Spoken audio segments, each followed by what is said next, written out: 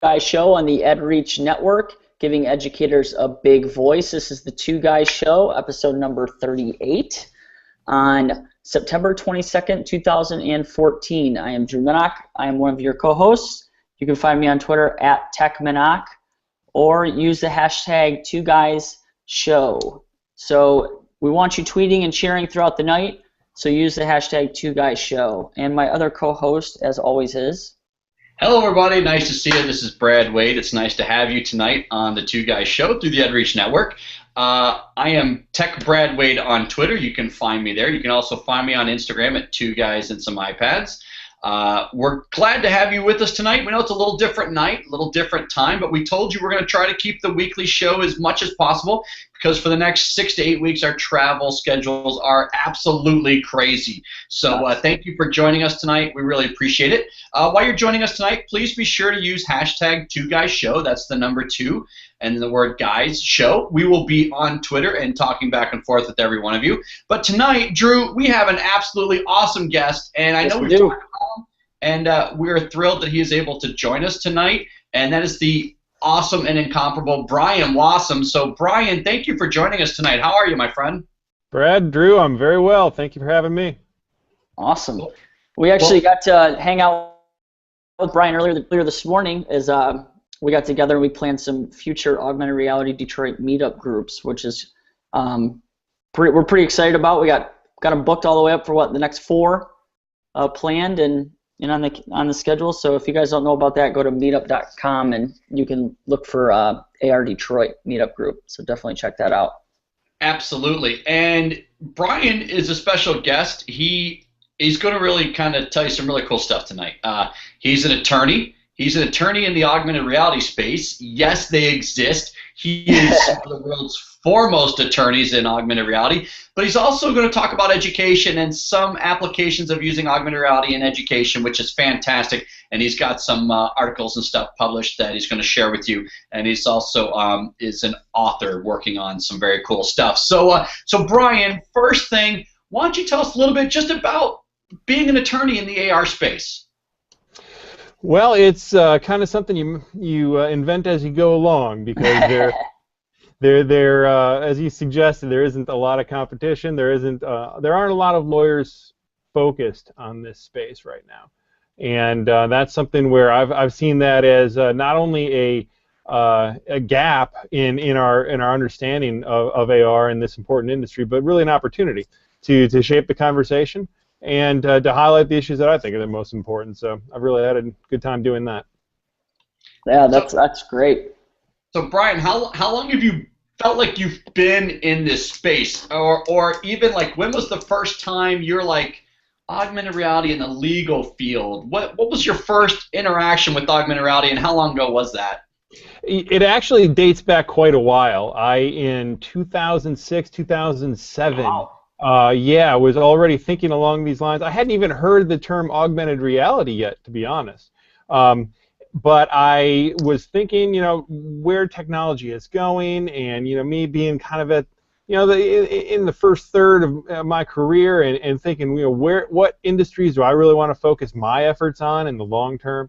And I started, envisioning what we would now call AR, and I actually, my start was in fiction. I wrote a short story for the Michigan State Bar's short story contest about a lawyer doing AR law, and how, and just kind of envisioning how today's legal principles would play out in the AR space and in that medium. And I got a little bit of recognition, a little blip, and went on from there. But then I started to continue to develop these ideas, and even in fact, to myself, kind of coined to myself the word augmented reality, because it's not really virtual, it's kind of augmenting. So I typed that into Google to see if anybody had used that term yet, and turns out there was an entire industry already built up around it. And I thought you were going to tell us that you invented the term for a second. That would have been pretty sweet. No, I guess I invented it a little too late. Yeah, there you go.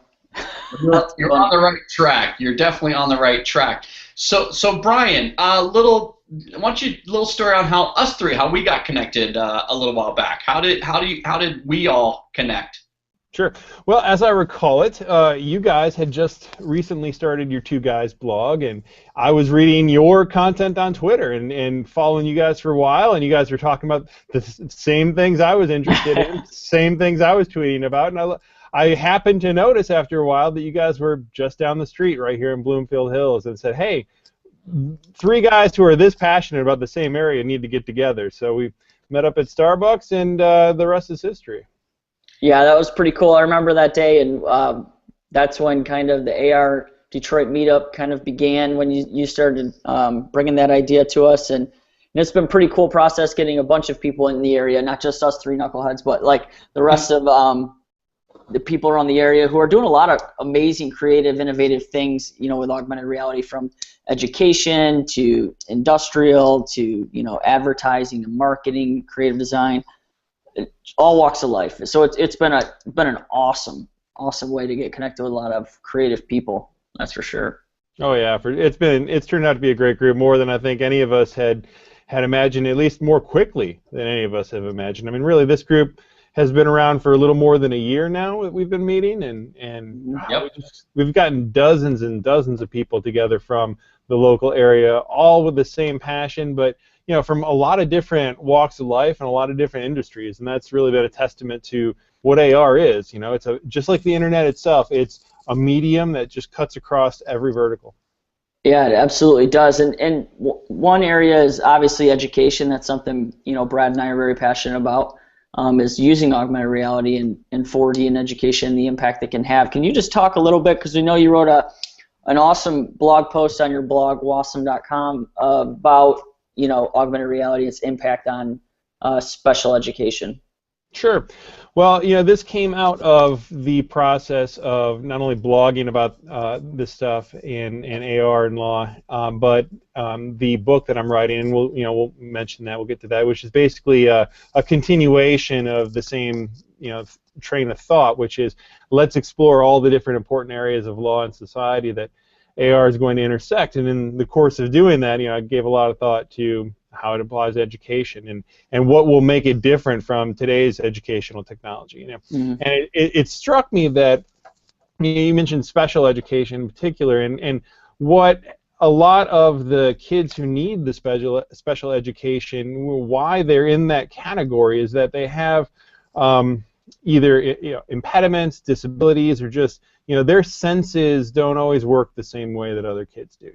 They have sensitivities other kids don't have. They have learning disabilities, or different avenues of learning that emphasize one particular sense over another, or make one sense really hard to learn, or just makes it difficult for them to perceive the world the same way we do.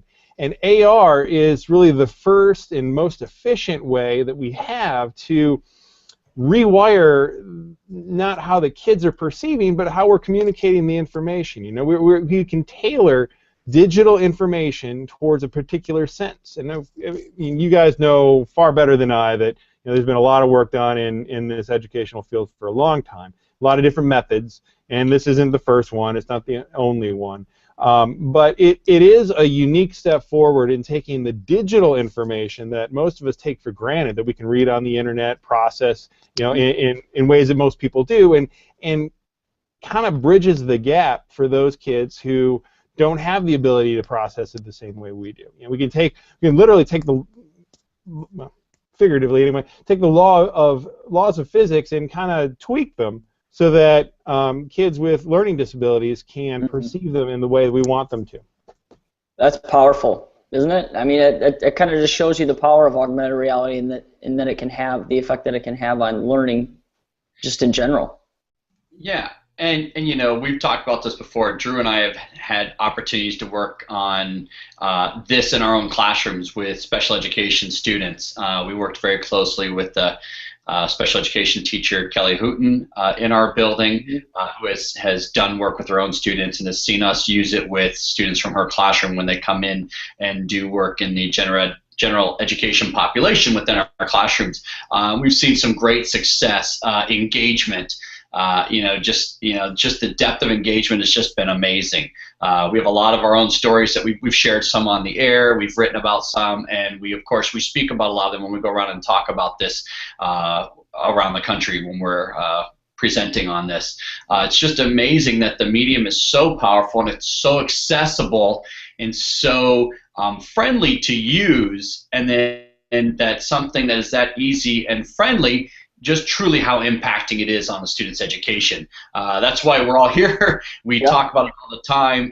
That's why we get on our soapbox every chance we get, because the power that we see it in the classroom is just amazing. So Brian, where do you think augmented reality is going in education? What is some of your vision that you could see that maybe the next step or just slightly into the future with AR in education? Mm-hmm. Well, take kids who are kinetic learners, for example. They perceive things and retain things best when they can see it moving, they can touch and feel.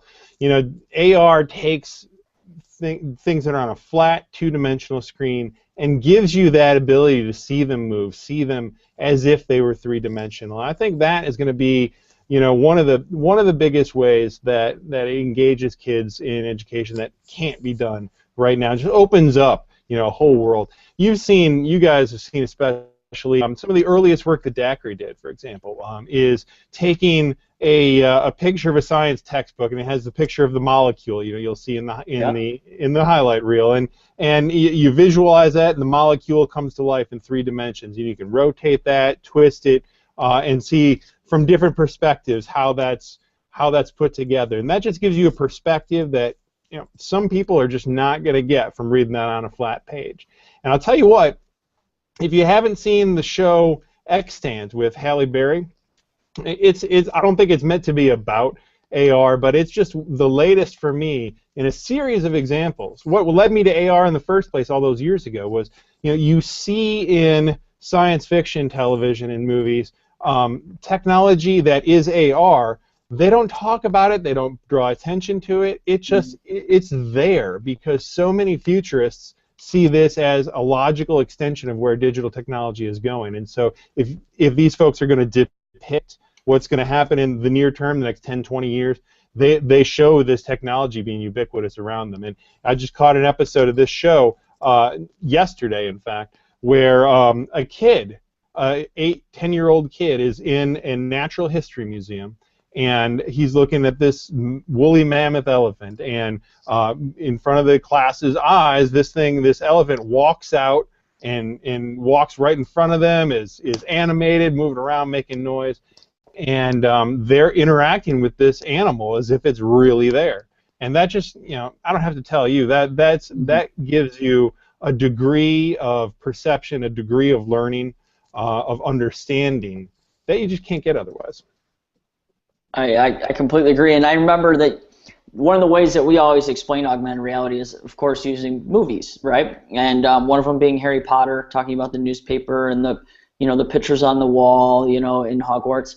And then the other one I got from you, talking about the Ninth Museum, right, is where the exhibits during the day, they're just your normal exhibits, but at night they come to life. And just kind of think about it in that way, where it's your stagnant exhibit, kind of like in a museum, yet it has the ability to come to life with augmented reality, and just kind of the impact that can have on the whole entire experience and how that can enhance the learning process is really awesome. Mm-hmm. And well, I was just going to jump on with one more movie, bring it up to even more recent now, that the Avengers with Iron Man and Tony Stark. I mean, we were just somebody referenced that today, Drew, when we were working with somebody. It said I just start thinking of Tony Stark and Iron Man. Everything you're showing us. It said exactly. I said a few years ago we were talking about Minority Report with Tom Cruise. Now we're talking like the Avengers or Iron Man, and the future is now, in a sense, because this stuff is out here. One thing that Drew and I have made a big part of what we do in education is bringing the technology into education, because it's so engaging and so awesome. We want to find a way to use it with kids. And now, because of a lot of work educators are doing and a lot of noise we're making, AR is actually being built for education now. There's a lot of applications and ways that it's designed for education, and that's We always said that's when DACRI came into us, and that's since they're interested in being education and helping, and think it's a very natural way for everyone to learn and experience things. The pendulum's now really shifting to where we're getting things built to have experiences inside of education. We don't have to just pull it off a shelf in a different area now and bring it into education. There's a lot of great things that we can now do in education that are designed to help kids in a lot of different situations. So it's a great time to be in education. It's a tough time, we know that as teachers, but it's also an exciting time to be in education because really things are changing. The way we engage kids and the way we facilitate instruction is changing. The days of the teacher standing up there being a lecturer and a know-it-all, it's changing. There are still some, but really it's not about spitting back information. We can all find information in a matter of seconds on our device or on our phone. We all have it.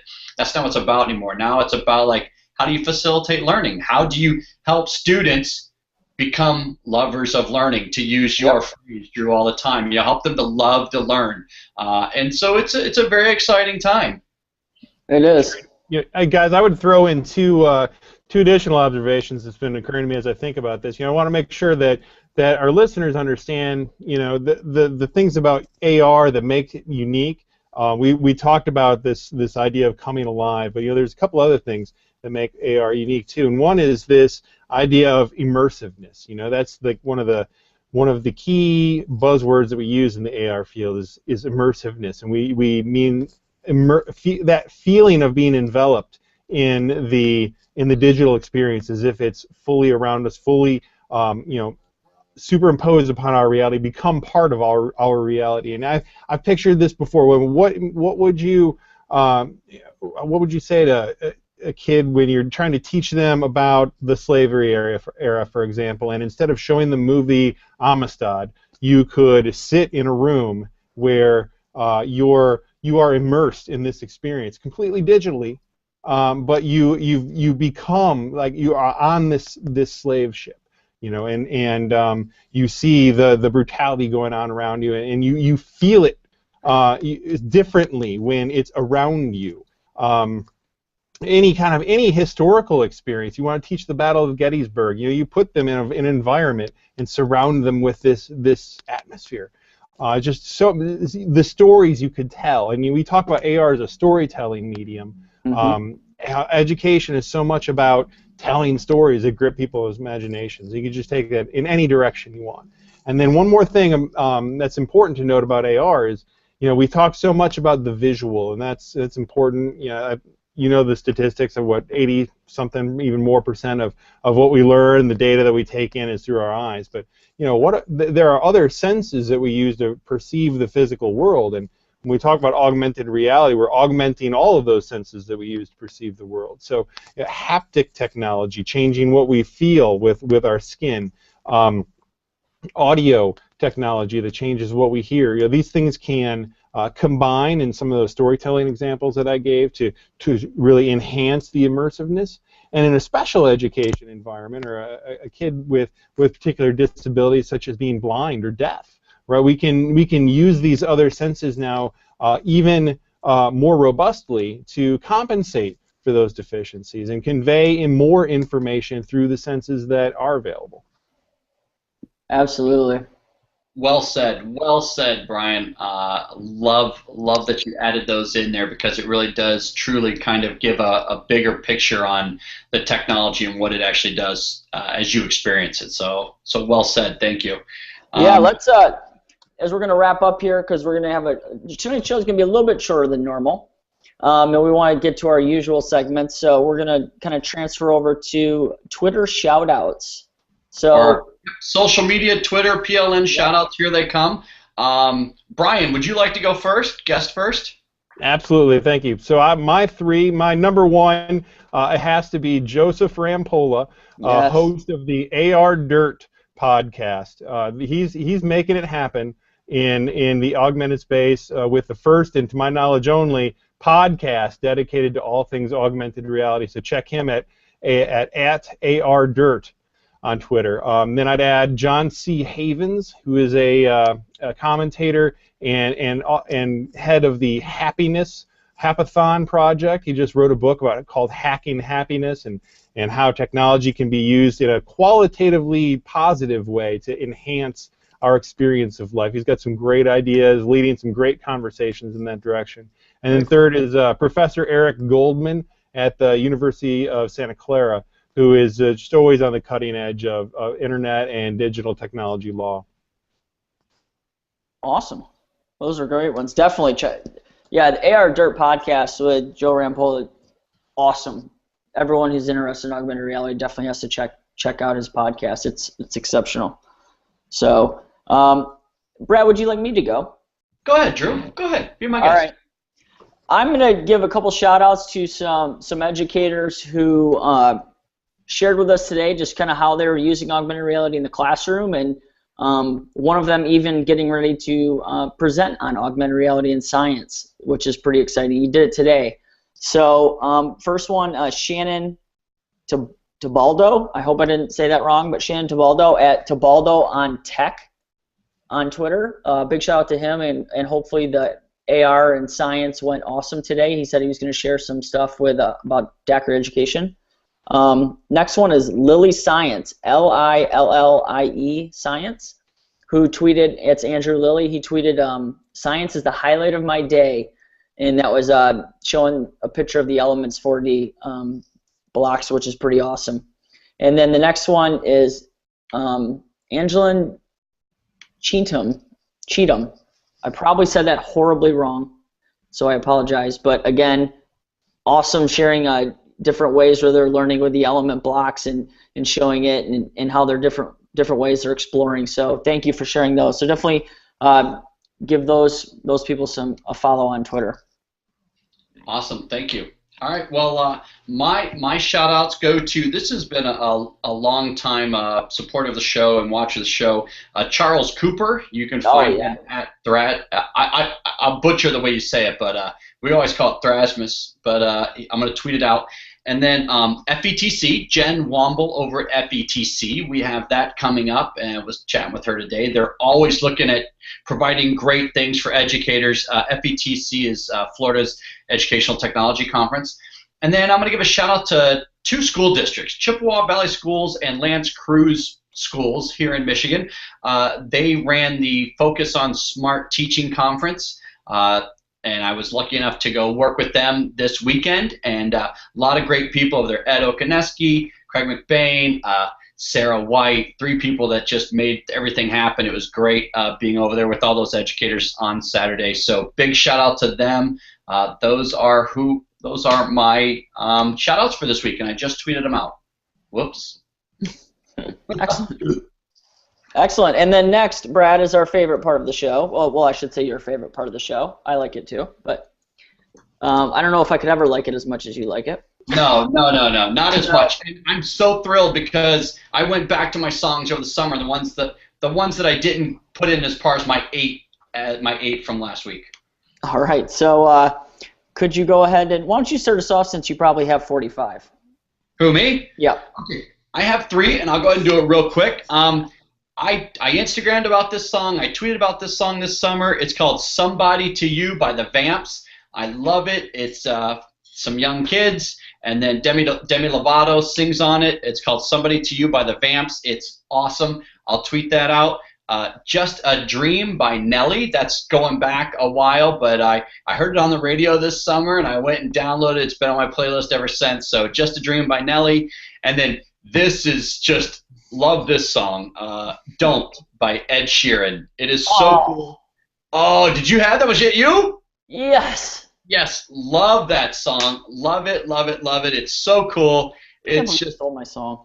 I don't know. It's just got a great beat. The song's great. So Somebody to You by the Vamps, Just a Dream by Nelly, and Don't by Ed Sheeran. That's what's on my playlist this week. All right, Brian, you're gonna have to go next because I gotta find a third song after Brad just stole mine. Bogarted your song. That's terrible. Honestly. All right, so I left it to 3 too, as I was instructed. So here are mine. I'll list them off real quick. First is it's called "Wrap Me in Your Arms." It's a song by Gunger, worship song. It's been really important to me this year and this week especially. "Beautiful Day" by U2. Can't go wrong with you two, in my opinion. And then the third is the theme song to the show Wild Kratts on PBS, because my kids, who are 3 and 5, watch the show every single morning as I'm getting ready for work. And there's not a day that goes by that song is not stuck in my head when I'm here in the office. Is that the Kratt brothers? Is that the Kratt, Chris and the two Kratts? Their last Chris name's and Martin. Yep. You know what? Big shout out. Love to have them on the show. Brian, they go way back when my kids were young. Kratt's Creatures. That's their third show. The one you're talking about now is their third show. So yeah, big shout out to them. Yeah, and you want to talk about augmented reality. You know, I hadn't even made this connection until right now, but the way this particular show works is they start off in real life. It's the two of them talking about this animal. They say, oh, wouldn't it be cool if we could go interact with this animal? And they say, what if? And all of a sudden they turn into cartoon characters, and they go have this cartoon show. That's so awesome. There you go. Shout out. Let's get those guys on the show. Somebody make that happen. Chris and Martin Kratt. That'd be great to get on the show. There we go. All right. Since I had to hurry up and find a new one, and my fiance will definitely back me on this one. I've listened to this song more than I probably should, and she thinks I'm like a boy band, totally love boy bands now because I've listened to this song. And Brad, you love this song too, and it's "Amnesia" by 5 Seconds of Summer. Oh, I love that. That's great a song. Great song. Great song, and it just happens to be at like the top of the playlist, just because I don't know, alphabetically, I guess. So every time I start the playlist, she hears that song, and she's just kind of like, "Man, you really like boy bands." It's like, I'm like, it's not that it's a good song. That's a great song. Love it. Yes. And then the next one was going to be Don't, but that's gone, obviously. Ghost by Ella Henderson. I don't know if anyone's heard that song. Yep, but that's a good one. That's a good tune. That is. I never heard of her before, the song before, and then, I don't know, I was watching, I think it was Good Morning America or the Today Show or something like that this summer, and she performed it live. I was like, oh, so that's a good song. I like that one. And then the last one, Jungle by Ex-Ambassadors and Jamie N. Commons. Great song. Awesome. So those are mine. Well done. I just tweeted out my playlist. Gosh, Drew, you outdo me all the time. I just got to where I'm just now tweeting out my playlist kind of live. I've gotten better about that. Drew has like video links. God, I need some help. I'm going to have to man, and I forgot to hashtag it. Oh, man. God. It's the thing. No one knows when Brad tweets during the show because he always forgets to use the hashtag. I do.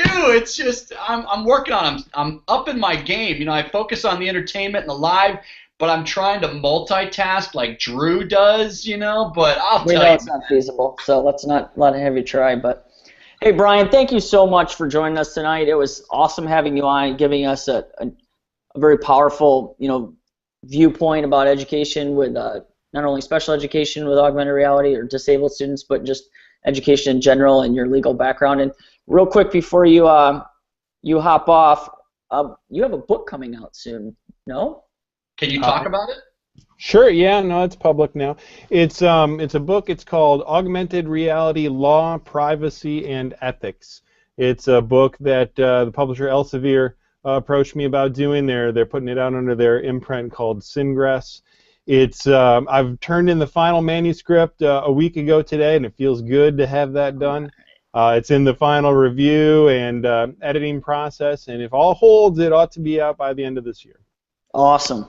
That's exciting stuff. Congratulations. Thanks. Absolutely.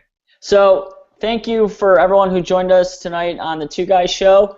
You can find me on Twitter at TechMinoc, enter the hashtag Two Guys Show to find out some tweets from not only this episode, but from past episodes as well. Find us on Facebook. Head over and give us a like on Facebook at Two Guys and Some iPads page, and head over to iTunes. We definitely need more ratings. So definitely give us some rating on over there and subscribe to the iTunes channel and find us on our blog at twoguysandsomeipads.com.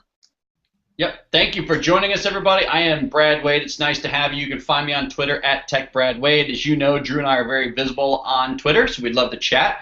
You can also follow us on Instagram if you want to see selfie videos of me, Lamborghinis, or at conferences. That's really what I have on there. Some stuff about my kids, my family, whatever. But you can find me there, find stuff on Instagram. Thank you for joining us again. We will be on a week from Thursday. Next week's show will be Thursday from Berwyn, Illinois, which is a suburb of Chicago. We will be over there working with the folks in that district, and we are working on a sweet live show with the live studio audience. So join us a week from Thursday from Chicago, Illinois, for the Two Guys Show through the EdReach Network. So thank you again, everybody. Thank you, Drew. Thank you, Brian, for joining us, and stay connected, my friends. Good night.